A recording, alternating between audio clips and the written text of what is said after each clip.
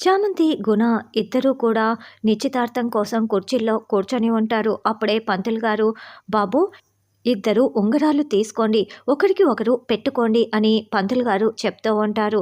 దాంతో గుణ ఒక ఉంగరం, చామ్ ఒక ఉంగరం తీసుకొని తదేకంగా ఆలోచిస్తూ ఉంటారు. గుణ ఏమో సంతోషపడుతూ ఉంటే, చామ్ ప్రేమ్‌ని తలుచుకుంటూ చాలా చాలా బాధపడుతూ ఉంటుంది.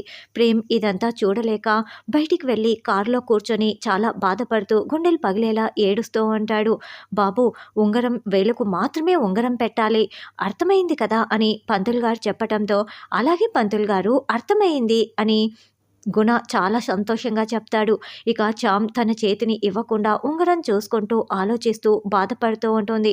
"చామంతి, చెయ్యి ఇవ్వు చామంతి, ఏంటి అలాగే కూర్చొని ఉన్నావు? ఇవ్వు చామంతి" అని రమాదేవి చెప్తూ ఉంటే, అప్పుడు కాస్త తేరుకొని చామ్ లేచి నిలబడుతుంది. అయితే చెయ్యి ఇవ్వకుండా అలాగే ఉంగరం చూసుకుంటూ ఉంటుంది. "చామంతి, నీకే చెప్తున్నది, చెయ్యి ఇవ్వు చామంతి" అని రమాదేవి కూల్‌గా చెప్తూ ఉంటే, చామంతి తన చేతిని గుణ చేతికి అందిస్తుంది. అయితే అందరూ కూడా చామంతి వైపు చాలా చాలా షాకింగ్‌గా చూస్తూ ఉంటారు.